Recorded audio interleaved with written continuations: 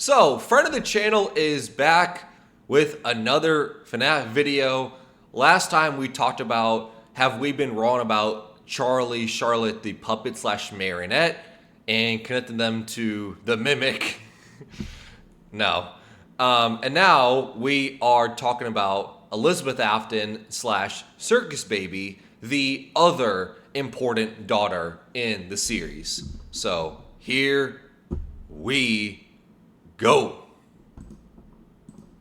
Circus Baby is one of the most recognizable FNAF characters in the entire franchise, and the lore about her is somewhat loose and somewhat direct. So I thought it would be helpful to go through all of the lore of Circus Baby, and by extension, Elizabeth Afton, and consolidate it into this video, like we've done before a couple times.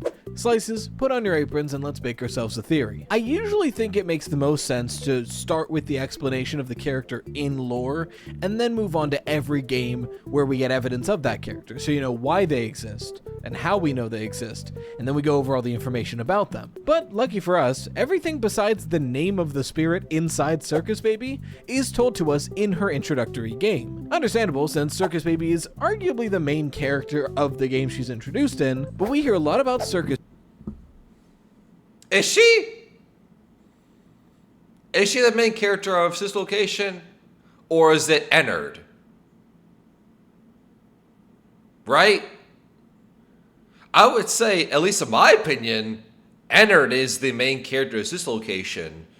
Because all the nights of Sister Location is given into Ennard's plan, where you go back underneath the bunker each night. You ignore the requests, tasks of Andy Field Hand Unit, and instead trust the voice of Circus Baby because it's been widely assumed, but it's never been confirmed, that we play as Michael Afton, and Circus Baby, it has Elizabeth Afton's spirit, so you are trusting and listening to Circus Baby throughout the nights of the game because you are listening to your now dead sister. But obviously it was all a trick, it was all a ruse, because at the end of the game, the canon ending is you get lured into the scooping room by Baby, but it turned out it was Ennard the whole time because there was a piece of them in Ennard. Right, for recap, leading up to this location, there was a teaser image that said, there's a little piece of me in every body, and it was everybody is 2 words, not 1 word, and that was very, very, very important, because we now know it meant it quite literally, that all the Funtime electronics, Baby, Ballora, Funtime Freddy, Funtime Foxy, maybe the Bonnie Hand puppet, but that is still up in the air of what the Bonnie Hand puppet is, but regardless, they all conglomerated together, took off a piece of them, and gave it to Ennard. Ennard being their way out, their ticket out, their grand master plan to get up to the surface. Circus Baby and the daughter of her inventor in the game Five Nights at Freddy's Sister Location. One of the first things we learn in Sister Location at all is that Circus... Like, for instance, you know, going back to the whole, like, is Baby even the main character of Sister Location? We never see Baby power on throughout the game of Sister Location. The most we see is Night 5, where they're, like, slumped over, and we hear a voice in Night 5 of the scooping room night. That's it. Other than that, we never see Baby interact with us. We have to deal with Baby. Nothing. They are shut down and scooped out. FNAF 6 is the first time where we interact with them. This baby has some features that has investors worried. We don't hear what it is in the intro, but later on we get these blueprints that, you know, it describes, I guess, normal animatronic things, but then you see, like, the silhouette of a kid inside her chassis. Partway through the game, if you break off from the intended path and hide under the desk, Circus Baby tells you this story where she's at a party with various numbers of children, but eventually she's alone with one child. And when she is, her programming takes over. And in the story, it's not super clear what happens. She just says there was screaming and then silence, but it's implied that she killed the child. And we see a different angle of what seems to be this scenario in the cupcake minigame. Now, you have to originally get it from a random death, but once you do, you can access it from the extras menu. And in that cupcake minigame, if you do it perfectly and make it back to the beginning, which is difficult, you get this cutscene, where she places down an ice cream cone, a little girl goes to take it, and a claw extends from her stomach and grabs her. I, and many others, it's not a huge leap, think that this is showing us the scene that was described earlier. Circus Baby was alone with a little girl and killed her. Not to mention the whole point of Sister Location, that Circus Baby and the other Funtime animatronics are trying to form into Ennard to get into the body of Michael Afton so they can sneak out. But when they first form Ennard, if you break off into the private office, Circus Baby talks to you as Ennard, trying to convince you to let them in. And when that doesn't work, she switches to a little girl's voice. The same little girl that we hear in between nights of Sister Location. So what about this little girl that I keep talking about? In between every night of Sister Location, we hear the voice of a little girl talking to her father, asking to go play with Circus Baby. She mentions that her father made Circus Baby for her, but he won't let her see it.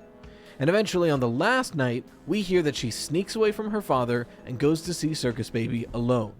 This, combined with all the other weirdness I mentioned, leads many people to believe this is the voice of the girl who gets killed and then possesses Circus Baby.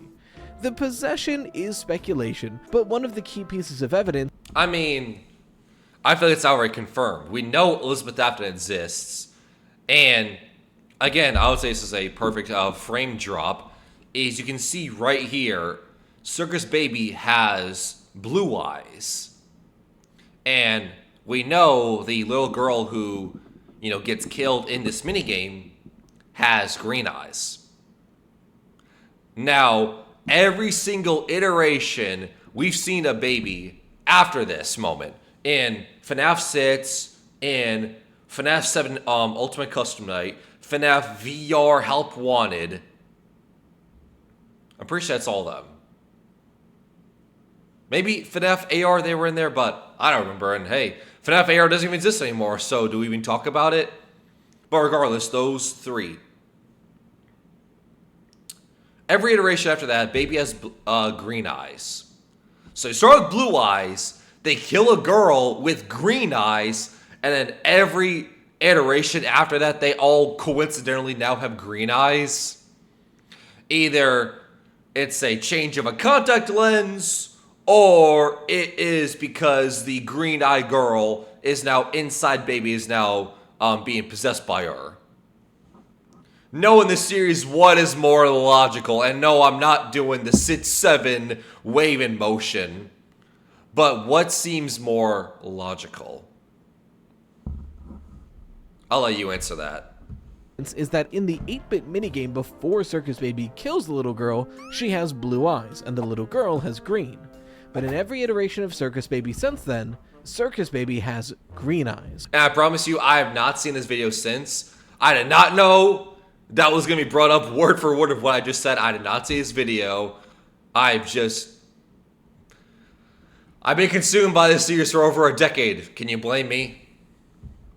And especially because eye color and color details to like subtly hint of what's going on are important in this series. And I've talked about this time and time again, but this is why, at least at one point in my life and past streams, I talked about the FNAF Midnight Motorist minigame from FNAF 6, and I equated the orange, yellow mustard man dude who drives the purple car that we see in Midnight Motorist. I equated that to not be William Afton and had to be someone else, either Henry or Michael Afton, Edwin, some other father, some other character, that unnamed character we don't know. It's somebody else. That's not William Afton, because color details have told us throughout this series that purple is William Afton, the Afton color. And you see a purple car and you're like, okay, instinctively, the person driving has to be purple because that'll be William Afton. The color purple equates to him. But then he steps out and he's not purple. He's an orange, mustard, yellow color. So either that is supposed to signify, at least once in my interpretation, that is Scott telling us, hey, this is a different character, because if this was very simply William Afton, okay, well, make the person the purple color, the color that they have been for literally over a decade. Why now, in this one minigame, is their color different? Right? But that has since been debunked, I guess. I feel like people have confidently said that Midnight Motorist, the person that you do drive, the person that you do play as, is William Afton.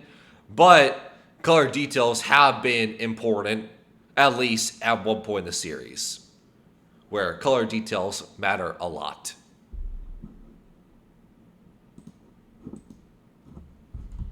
And, you know, the fact that Circus Baby talks using that little girl's voice. Like I mentioned as well, during that Ennard boss fight, the lines in the little girl's voice are specifically things like, "We need you so we can leave," "Didn't you come back here to be with me again?" and stuff like that. Not only implying that she's talking as the little girl, but that our player knows this little girl in some way. The game presents that this little girl was killed by Circus Baby, the little girl who's the daughter of the inventor of Circus Baby. Again, note the eye color change. We know that the person who invented this animatronic is Mr. Afton from the intro.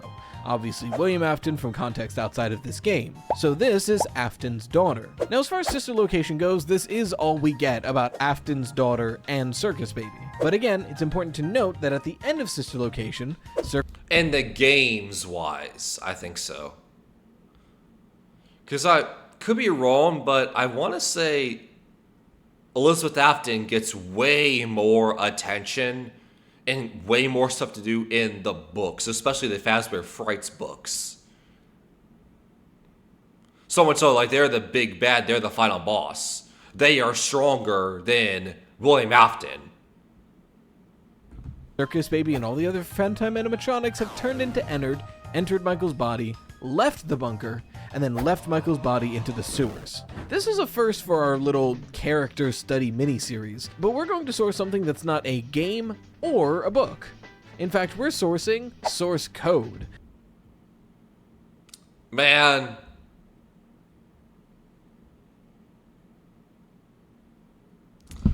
Old FNAF, old style FNAF, old lore FNAF. Man. On one hand, I kind of wish that Steel Wool does this kind of stuff. Because this is what made FNAF so special and so much of like the internet conglomeration hype machine that it was when FNAF first started, like 2014, 2015, when the hype was at an absolute peak. This is one of the reasons for it. Is because you had to dig into websites' source code to find answers and clues for lore.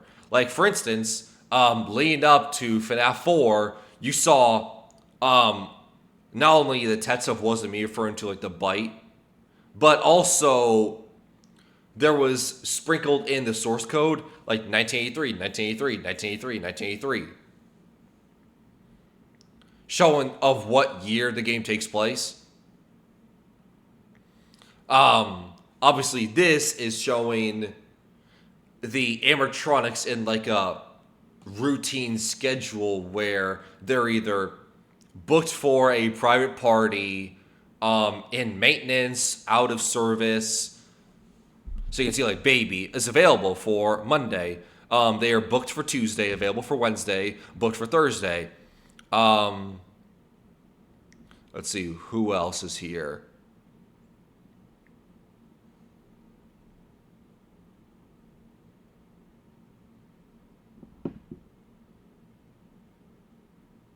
BAL for Ballora.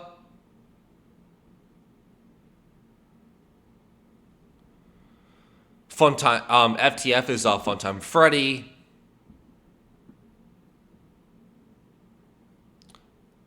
or Funtime Fotsy. It could both be interchangeable. But yeah, you get the point. So special, so unique. Something that not many developers did is hiding lore details and Easter eggs in source codes. Because again, another thing that was hidden in the source code that I just thought of when I'm talking about this is FNAF 6. The only reason we know that Ennard and Circus Baby had a fight or disagreement, and Baby was yeeted out of the Ennard conglomeration to fend for themselves, and that's how we get to Scrap Baby in FNAF 6. The only reason we know that and can talk about that is because it was hidden in the source code. The conversation between Ennard and Baby was in the source code. If it wasn't for a source code, we would have no idea where Scrap Baby came from and what is going on. We'd have no idea. And also, Molten Freddy is what was once originally Ennard. It's just the remaining parts of Ennard after Baby left became Molten Freddy. We wouldn't know that stuff if it wasn't for old style FNAF, FNAF 1, FNAF 2, FNAF 3, FNAF 4, where in order to get teasers, images, lore, Easter eggs, any answers, is we had to do stuff like this where we dig into source codes. That's how we got that stuff in FNAF 6. So man, I wish Steel Wool did this stuff. That'd be cool. I would say this thing is sorely lacking. The source code of two websites, Scott Games and FNAFworld.com. In the lead up to Freddy Fazbear Pizzeria Simulator, the source code of ScottGames.com and FNAFworld.com started to have a bit of a conversation. Oh, man! Again, I promise I did not watch this video because I never watch these videos in advance. It's just, again, I've been consumed by this series for over a decade, and I just got things on the brain where I'm like, oh yeah, this happened. I can point to this. But this did happen. And yes, I promise, I did not watch this video in advance. I watched these live on stream from my live reactions. With each other, which read, "You are crowding us. Be quiet. You can't tell us what to do anymore. Yes, I can. You will do everything that I tell you to do. We outnumber you. That doesn't matter, dummy. We found a way to eject you. You would be lost without me. Ha ha, say goodbye to our friend. I can put myself back together." So like, whew. But judging from the mannerisms that FNAFworld.com uses, things like dummy, be quiet, and stuff like that, many people took this conversation as the voice of Circus Baby conversing with the voice of the other Funtimes within Ennard. Or dummy and be quiet is Natsuki from DDLC. Therefore, Natsuki is connected to FNAF.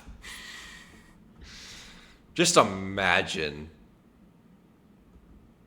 The other spirits of Ennard seemingly having enough with Elizabeth and kicking her out of the collective, which would then split Ennard into two separate entities, which makes sense considering the very next game, Five Nights at Freddy's Pizzeria Simulator, where we have Molten Freddy and Scrap Baby. At the beginning of FNAF 6, we get this teaser of Scrap Baby herself, a messed up and semi-melted version of Circus Baby. Now, she has a lot of voice lines in this game, as do most of the animatronics. They have death lines and lines they say when they near you, but for Scrap Baby in particular, many of her voice lines relate to the idea that she thinks she's here at the behest of the creator of the Pizzeria Simulator. She has lines like, "You really don't know who your employer is, do you? I heard your call, it feels like home." Some of her death quotes lean into this as well. Things like, "It feels like my birthday, do you have a gift for me?" Or, "You're not who I expected to see." Like I said, all of these have a vibe that she thinks she's working for someone in particular, and her lines in her part of the monologue of the completion ending confirm this fact, where she says, "You played right into our hands. Did you really think that this job just fell out of the sky for you? No, this was a gift for us. You gathered them all together in one place. I don't know if you can see it, but hold up. Hold up. I don't know if you can see it. I doubt it. But I got a little hair sticking up. I got chills. Because even though I have heard this ending, this speech, maybe 1,002 times, it is still so iconic and so special. Every single time I watch it. And so much so, since I'm bringing up this ending in FNAF 6, I know on one hand people assume, theorize that we're going to get this ending speech to end the FNAF 3 movie. Because they took stuff like, FNAF 2, you introduced Henry. And you also are taking interviews from the actor who plays Henry in the FNAF 3 saying, oh, he gets a lot more attention, he gets a lot more dialogue and like screen time. You're like, Henry gets more dialogue? Could that be FNAF 6, the speech? The most iconic speech that everybody knows? Man. Just the idea if I simply watch the actor that plays Henry walking up, hitting record on a cassette tape, and then starting this speech, I would lose the theater. I would lose it. Because it's one of those things where, I don't know, like, I would say it's on the same level as, like, when all the, heroes in Endgame, portal back in and everything. You're just, like, watching in silence. Just out of pure glee and excitement of what is happening on screen. Man. That would be amazing.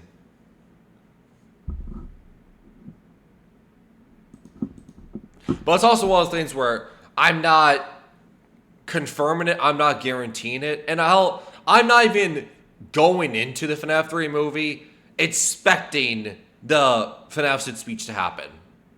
Because I want to be totally surprised. If it hypothetically in some alternate universe world where in the Aethos it does happen, I want to be totally shocked and surprised that it happens. I don't want to go into it and being spoiled and expect it, because I feel like that removes a little bit of the hype, excitement, right, kind of thing. Like, watching the FNAF 2 movie and spoilers, seeing the Circus baby animatronic in full flesh and full view, I want to be like that. We're like, wait, Circus baby's here now? What? I want to be like that if the FNAF 6 speech. I don't want to go in and expect it, because I want to be totally surprised when it happens, if it happens. Just like he asked you to. All of those little souls in one place. Just for us. A gift. Now we can do what we were created to do and be complete. I will make you proud, Daddy. Watch, listen, and be full. And communication. And that's when the other shoe drops. Elizabeth Afton assumes that she was called to this pizzeria simulator by William Afton, assuming that he had made this whole plan to draw in all of the animatronics and put full completed souls into each of them, finally putting everyone back together and bringing back to life all of these dead children. Well, part of that is speculation. It's clear that she thinks William Afton has some grand plan for this place, but she never gets to say what it is. Because as we know, she is mistaken, as Henry immediately tells her, I'm sorry, Elizabeth. She was called here, but not by William Afton. This was all Henry's plan to trap everyone and melt them to the ground. In fact, it's Henry that finally confirms her name. After all, the very next line is the beginning of his famous monologue, where he starts with, Connection terminated. I'm sorry to interrupt you, Elizabeth. If you still even remember that name. and it's God! in this scene I love it. Every single time I hear the Henry speech in FNAF 6, I just get filled with joy and just so happy Story pretty much ends in the FNAF 6 fire, where everyone burns and their spirits are released.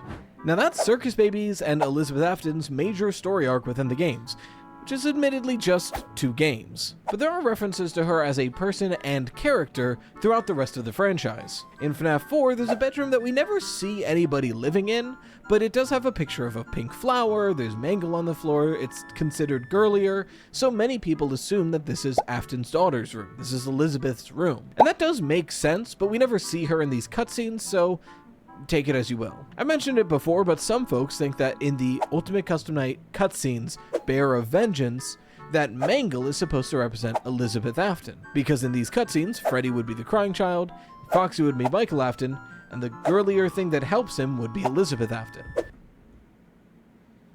That's certainly one interpretation. And honestly,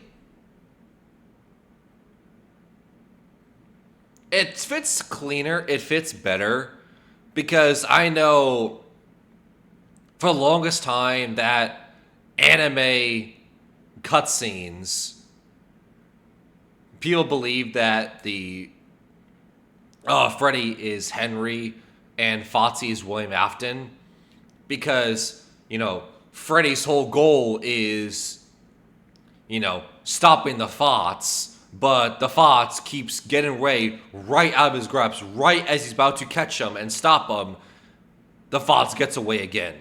And people interpret that to be Henry versus William Afton, where Henry keeps trying to put a stop to the monster, William Afton, but he keeps getting away. He keeps killing more and more kids, but not paying his punishment for his actions.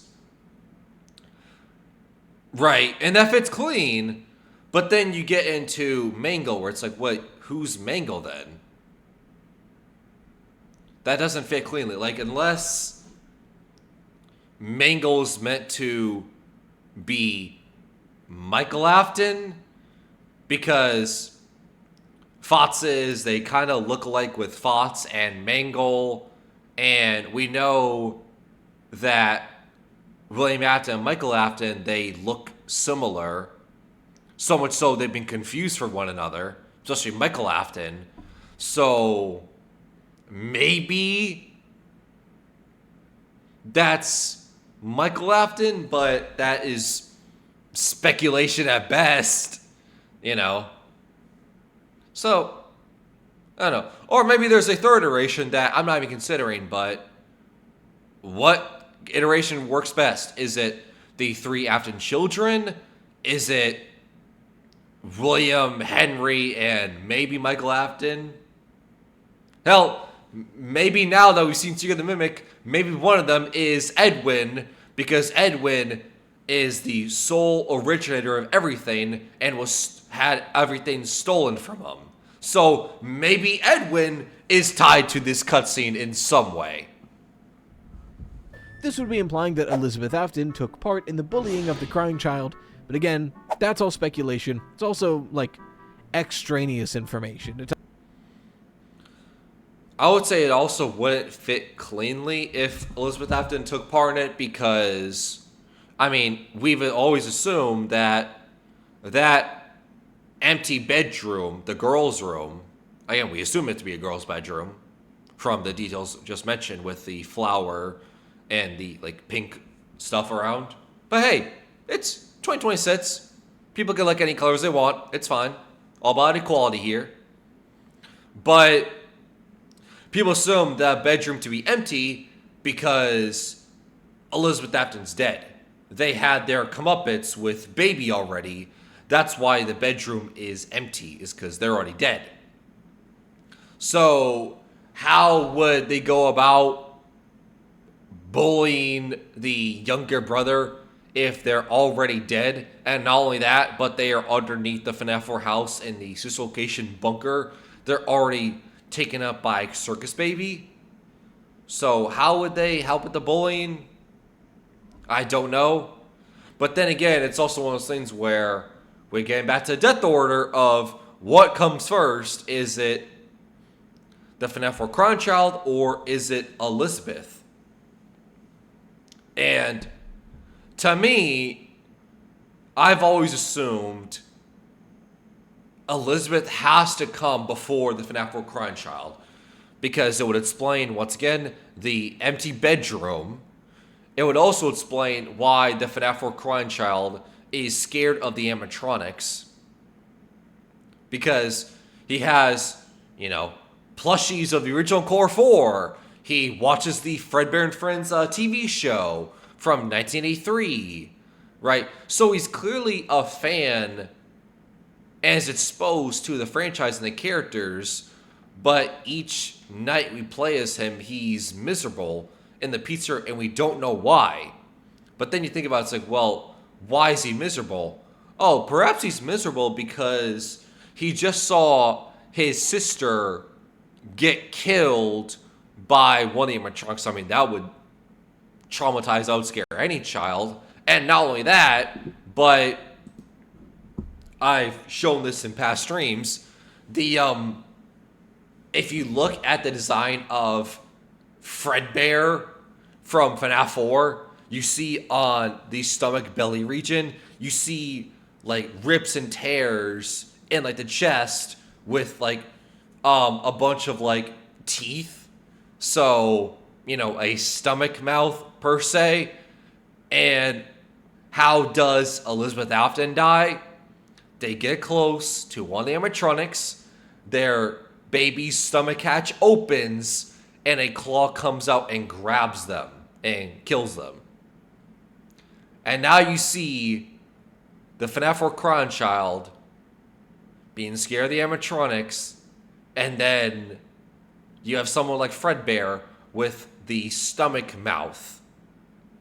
Now, obviously, the whole thing about FNAF 4 Crying Child, do we play as Michael Afton in FNAF 4, is FNAF 4 experiments in a gas chamber for William Afton test experiments on fear responses.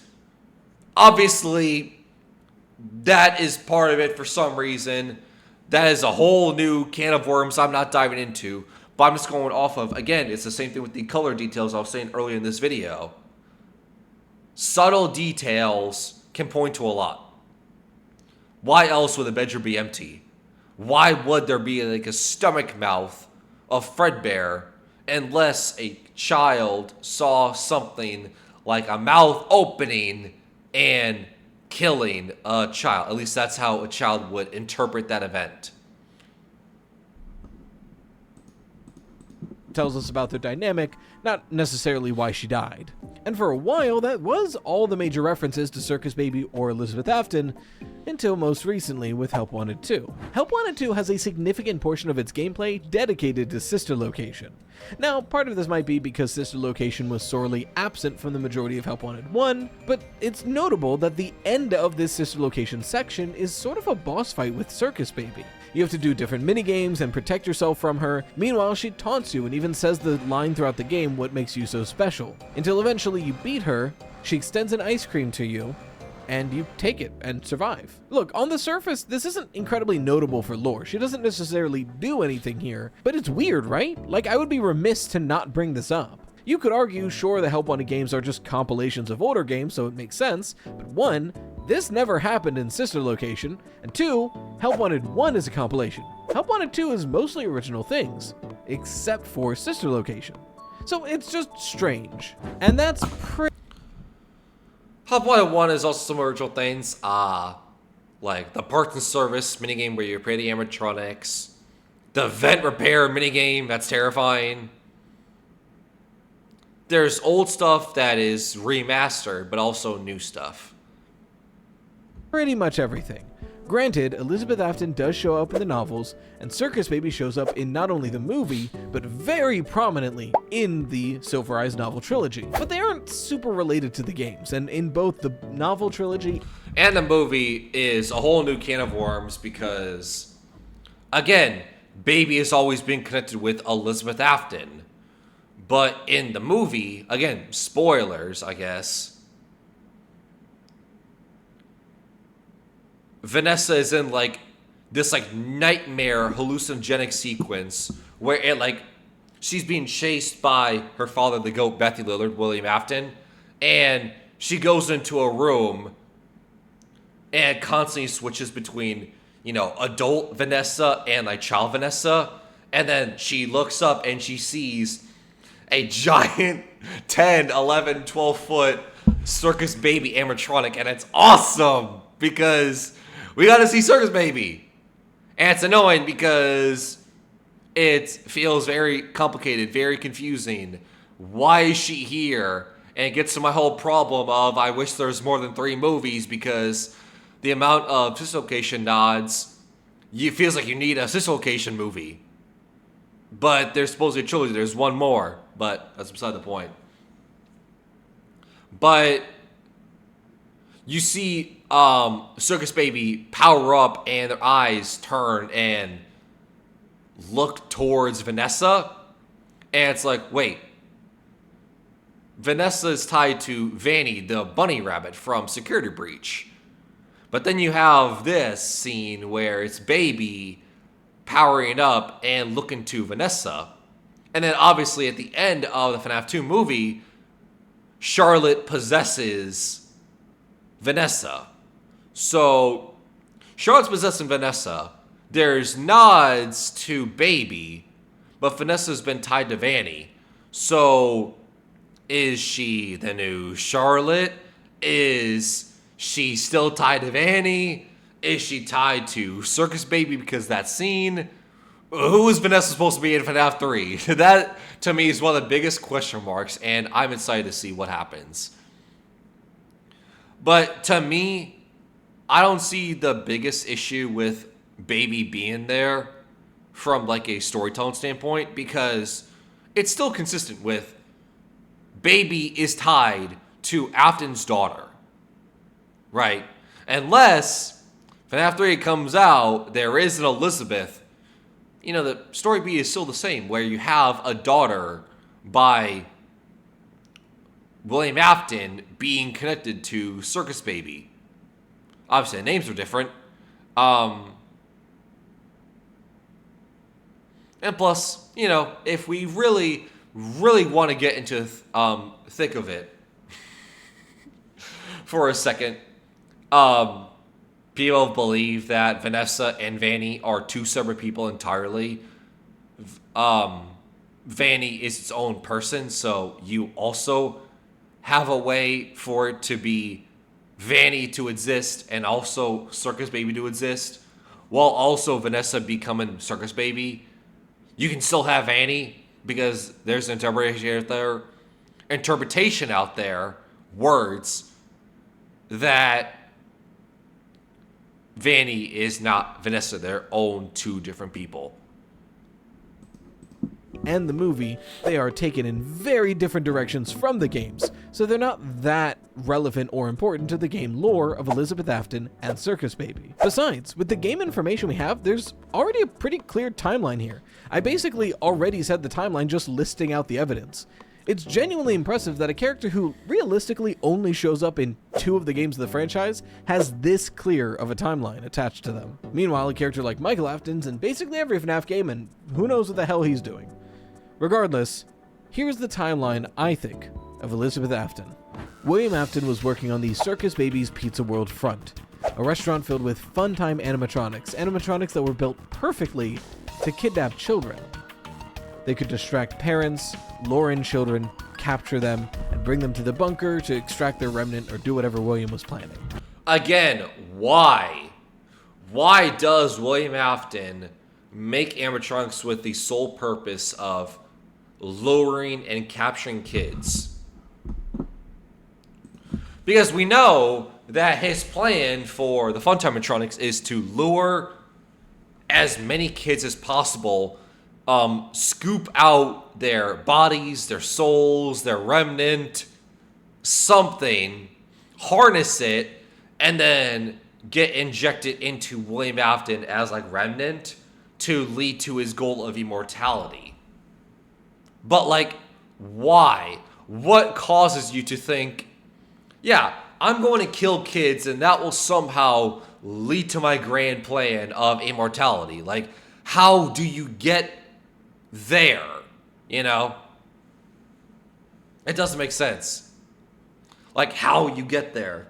And if you want to say, oh, well, the reason, he's doing it is because of what happened in FNAF 4 Crying Child of, oh, I will put you back together. It's like, okay, so the logical conclusion is the bite happens in FNAF 4, the Crying Child dies after getting bitten. William Afton does the promise of, oh, you're so broken, but I will put you back together in robot form, and that's why he creates the Funtime Electronics and to, put him back together quite literally. A couple problems with that. A, that would imply that the FNAF 4 Crying Child death happens before Baby's death, which we already went over why that's a problem. And two, for another timeline continuity error, okay, well then, why did the Fredbear and Spring Bonnie Springlock suits, why were they capable enough of biting someone for them to be killed? Why then were they made? They didn't have to be made with that amount of biting power, but why did that happen?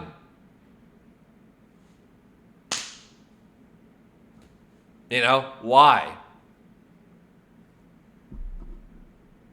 Why is the FNAF 4 Crying Child scared throughout the nights of FNAF 4? Again, why?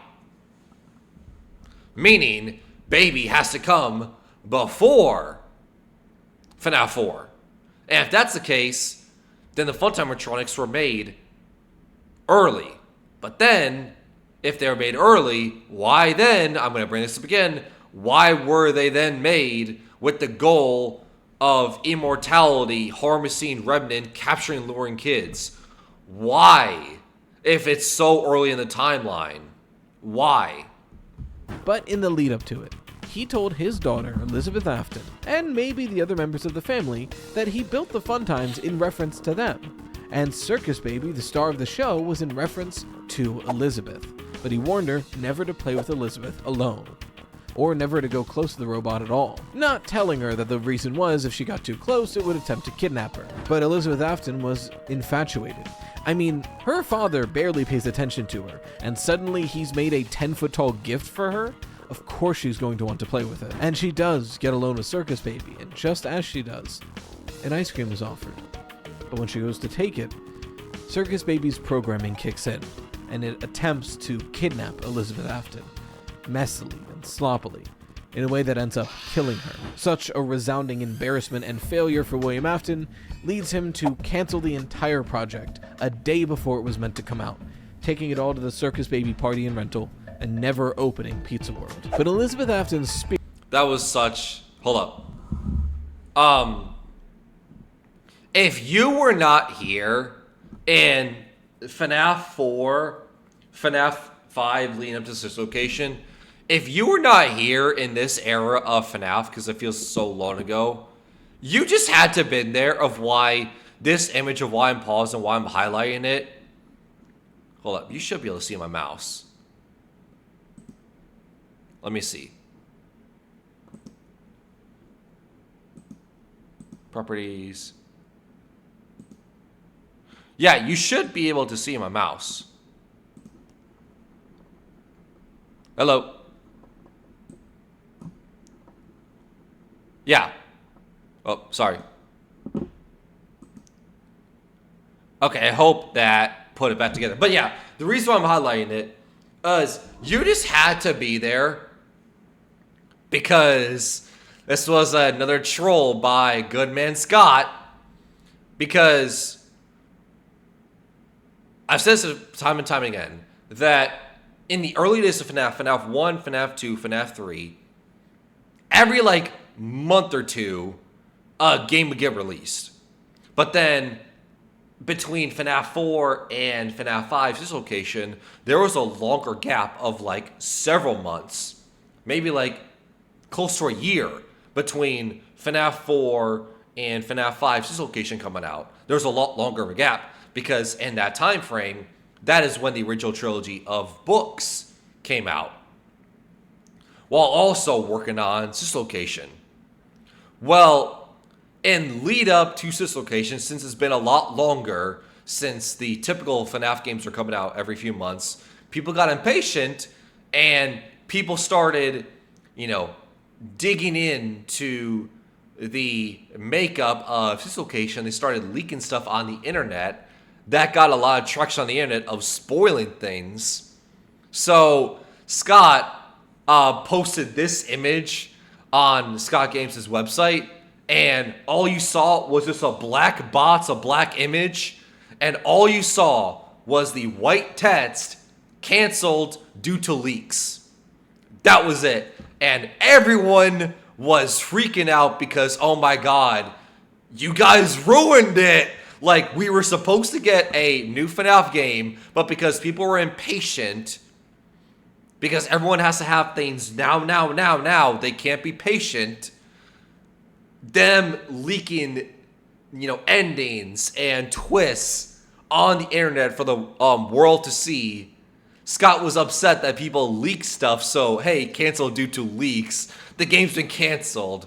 But if you brighten up the image, you saw that background text of, Sis Location been closed down because, or not Sis Location, Circus Baby's Pizza World, which we've never seen, by the way, has been closed after 1 day due to a gas leak. But again, we know the reason why it was closed, and it wasn't because of a gas leak, it was because of the creator's daughter was killed by one of the animatronics. But man, you just had to have been there, going to the website and seeing just a black image and just says, canceled due to leaks. And everyone was freaking out. Scott trolled the community, and it was awesome. Get all to the Circus Baby party and rental and never opening Pizza World. But Elizabeth Afton's spirit was not done here. The eyes of Circus Baby changed. Her spirit possessed the suit that was made for her, in a admittedly and rather interestingly clean possession. Her consciousness seems mostly intact, if not possibly melded with the personality of Circus Baby. William Afton would likely go on to do experiments and try to capitalize on this new information, but eventually he was stopped for some reason or another, and the Funtime animatronics were left down in the sister location bunker to rot, until eventually Michael Afton is sent down there via instructions from his father, and when she sees him there, everything starts to fall into place. These animatronics and Circus Baby herself can finally leave this cursed bunker as long as they can use this body to get out with. Throughout the week, Elizabeth as Circus Baby manipulates and leads Michael into trusting her above anything else. And with this trust, she leads him into the scooping room, scooping out Michael's inside. Question, is it Baby talking throughout the games, or is it Ennard? Again, using a piece of all the Funtime animatronics, gain our trust into the scooping room.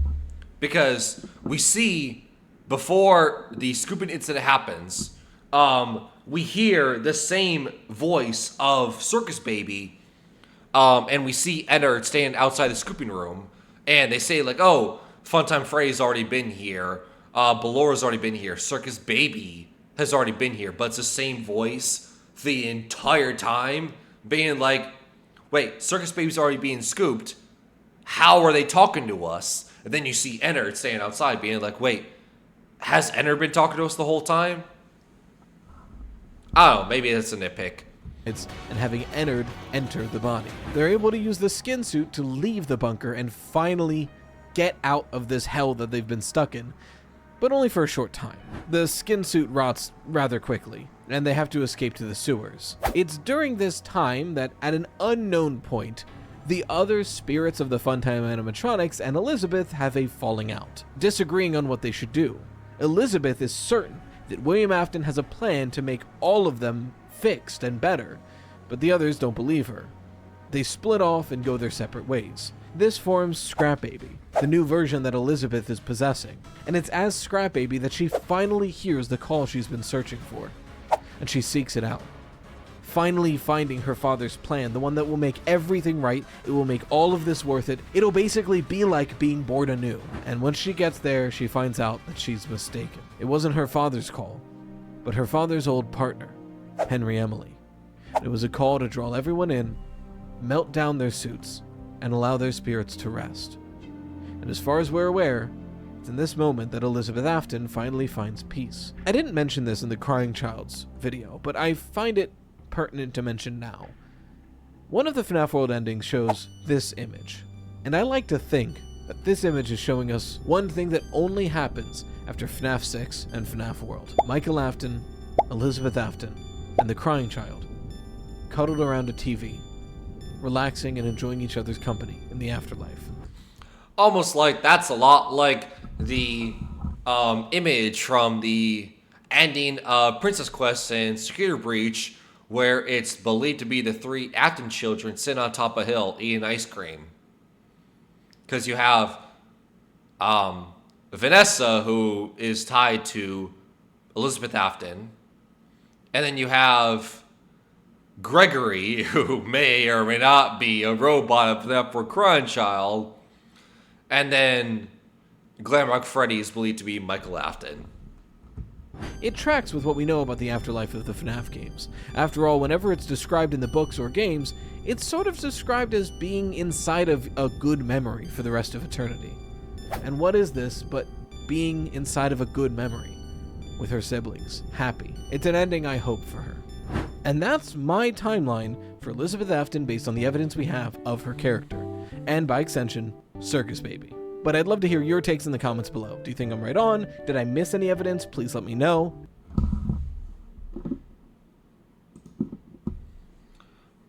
It's interesting, right? I mean, I would say it's just like I said, it's a recap story of Circus Baby because, hey, FNAF has been going on for quite a long time, which is very bizarre to think about because it feels like I haven't been consumed by FNAF that long, right? Like, it feels literally just yesterday where I was part of the internet lore theory crew where we were still talking about the Bite of 87 in the original Core 4 games. And now there's been 11 games, conglomeration series of books, movies now, and 12 years later. Crazy. So I've been doing this for quite a long time. And that being said, I would say this is an important video because, hey, there's a lot of information out there and things can get lost in the cobwebs because there's just a ton of information, so it's very easy to get overwhelmed. So having a sit back, casual, it's okay. Just step back for a second. What is this character all about? Great. I'm not opposed to it. It's a lot like every year there's like, oh, this is the Star Wars timeline of 2024. And then 2025 rolls around, oh, it's this timeline for Star Wars of 2025. And 2026 will end. Then it's be, oh, this is the timeline as of Star Wars in 2026 kind of thing. Because there's obviously all these projects going around, and it's very easy to get confused of, wait, what's a timeline now? What's a story now? What's going on? Who's doing what? Who's the character motivations of who? So, great. And when it comes to FNAF, I would say just waiting to see what the future holds when it comes to the FNAF game. Is there going to be a FNAF game coming out this year? I personally hope so. And if there is, obviously, just like Secret the Mimic, we will be streaming it as soon as we are able to, and we'll be playing it, and we'll be having a lot of fun. I think I had a lot of fun playing Secret the Mimic, but I also feel like I've learned a lot of things to be better in my Secret the Mimic playthrough for future FNAF playthroughs onwards. But that's it for here for FNAF for this week. So hope you guys enjoyed, and I'll see you guys next time.